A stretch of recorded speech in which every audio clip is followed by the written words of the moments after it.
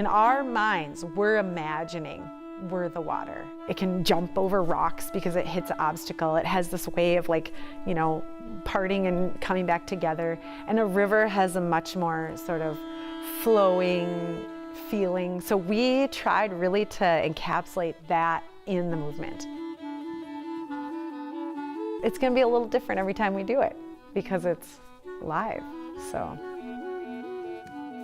I'm Molly Olson, and the show is called Reflections on Water. The biggest snafu we're probably going to have tonight is just sort of those leggy technical communication with the band. So tonight we have our first dress rehearsal. We're trying to run through the first act continuously, and then we'll kind of go over some parts we need to again, and then the second act continuously, and same thing. It'll be a work in progress tonight, but it's exciting to see it coming together. Streams, rivers, lakes, you remember which side you're on? I actually had a goal of doing the show in August. Last May, I said, okay, let's just try for it. Ever since then, every person I kind of told about it, they would say, ooh, that's really cool. You know, I could help out with this. I could help out with that.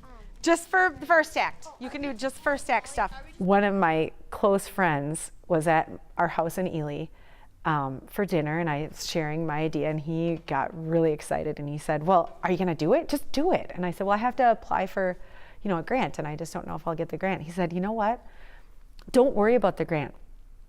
I would fund $500 worth, and I'm sure there are a lot of other people that would help fund the show. So just go for it. And so, you know, those kinds of responses to my idea just really set it in motion.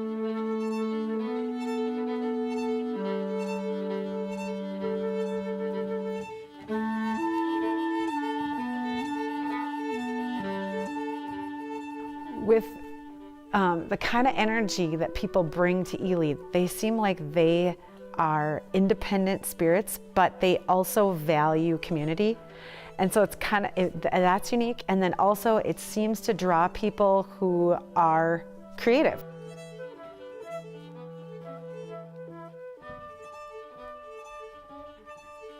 You know, just thinking about all the different options I had for movement with water, it was really inspirational. Sometimes in the show you'll see us being water, and other times you'll see how humans, you know, enjoy water.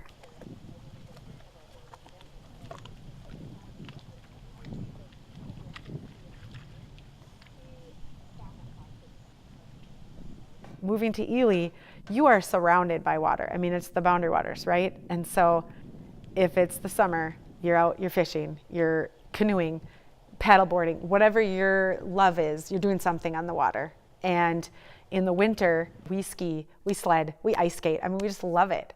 And so there's all of this activity around water. We see so many birds here. It's a great bird watching spot. Lots of eagles and loons and ducks. And my favorite is the blue herons. They are constantly flying around here. So it's just really a beautiful place to experience nature.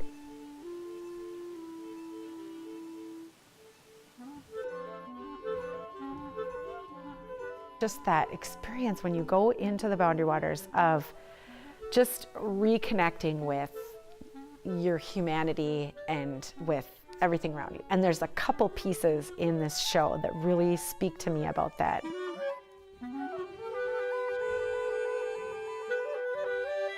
I applied for a Minnesota State Arts Board Artist Initiative grant and received that to write music for 4 different ensembles throughout Minnesota.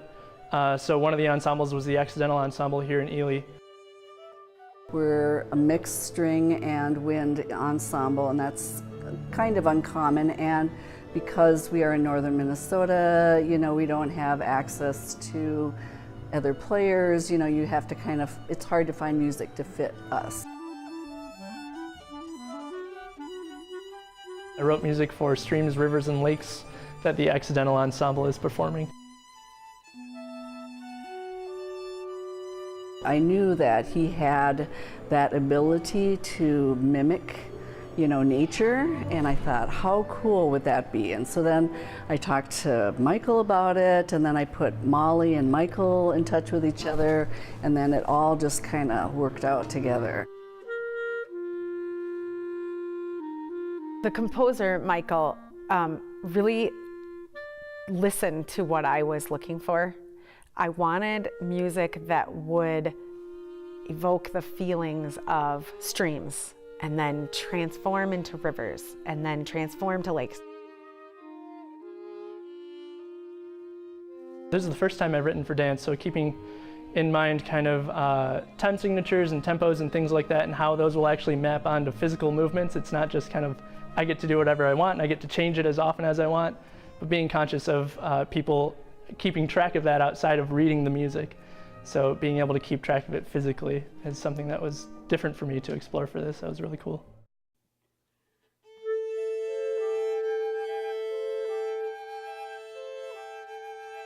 It's an intangible feeling of having live music and dancing to it.